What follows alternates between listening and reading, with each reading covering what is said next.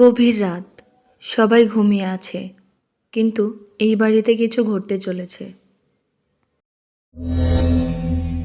৭৫ বছরের বৃদ্ধা ৮০ বছর বয়সের বৃদ্ধ স্বামীর ওপর ডিভোর্সের মামলা করছেন। কোর্টে কেস শুনানি চলছে। বৃদ্ধা, আমি ডিভোর্স চাই।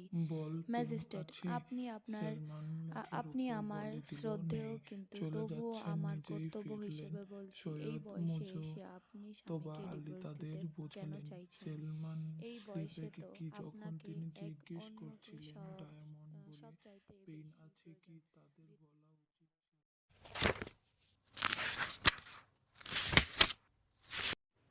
পড়াশোনা শেষ হলে একটু ঘুম দেব। আমি খুব ক্লান্ত। হ্যাঁ রে ভাই, কাল সকালে আবার কাজ আছে আমার, তাড়াতাড়ি উঠতে হবে। হঠাৎ কেউ দরজায় জোরে জোরে আঘাত করতে শুরু করে।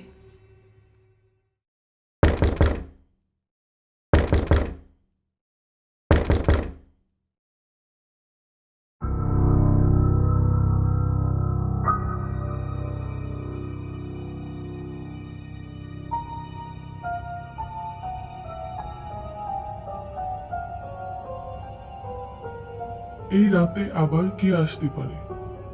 হয়তো ভুল করে কেউ চলে এসেছে।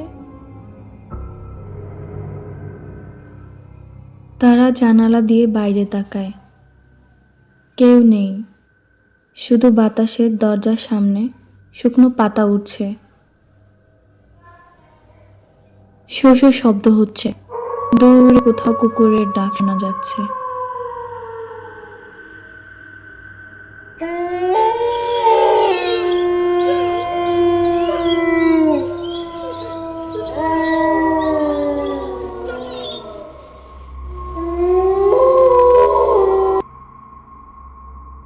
হঠাৎ করে আবার জোরে জোরে বেল বাজতে শুরু করে।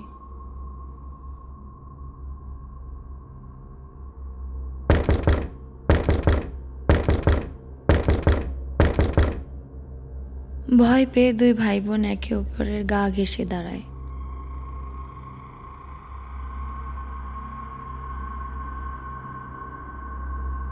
অয়ন, আমি তো ভয়েই মরে যাব। আপু, ভয় পাস না, চল দরজা খুলে দেখি কে এলো। অয়ন সাহস করে দরজা খোলে। দরজার বাইরে কেউই নেই। বাতাসের ঝাপটা দরজার বাইরে পড়ছে বারবার এসে। মাঝে মাঝে দরজাটা একটু কেঁপে কেঁপে উঠছে।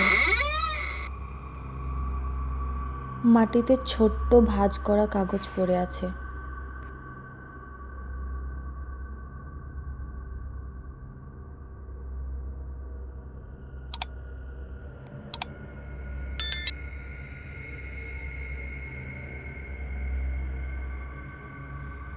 ভূত ভয় পায় না, কিন্তু বিদ্যুৎ গেলে বেল বাজে না।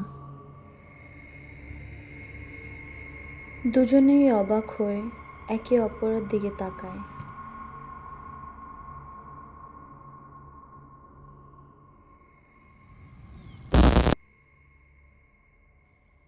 হঠাৎ ঘর অন্ধকার। হঠাৎ বিদ্যুৎ চলে যাওয়ায় দু ভাই বোনই অবাক হয়ে যায় এবং মিলু একটু ভয় পেয়ে যায়। তারা ভয় পেয়ে একে অপরকে জড়িয়ে ধরে এবং মিলি চিৎকার করে ওঠে, আ অয়ন, আমি ভয়ে মরে যাব, আমাকে বাঁচাও।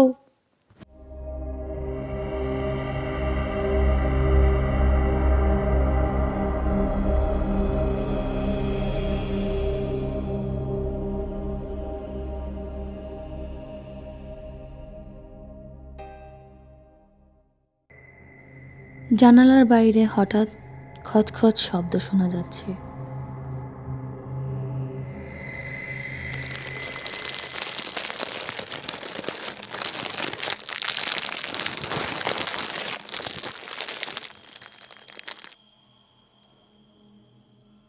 অন্ধকারের ভিতরে জানালার বাইরে কিছু একটার ছায়া নড়তে দেখা যাচ্ছে।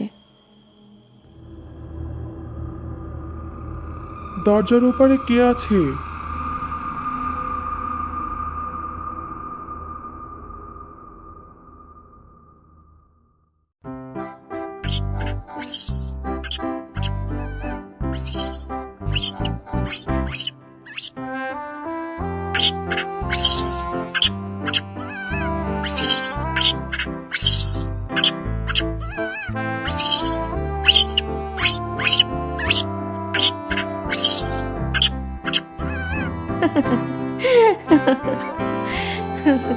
তাহলে ভূত নয়, বানর।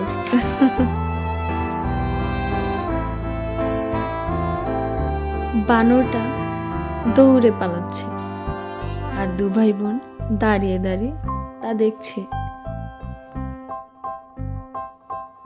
সব ভয় আসলে ভয় হয় না। দরজার ওপারে থাকতে পারে শুধু এক টুকরো মজা আর আনন্দ।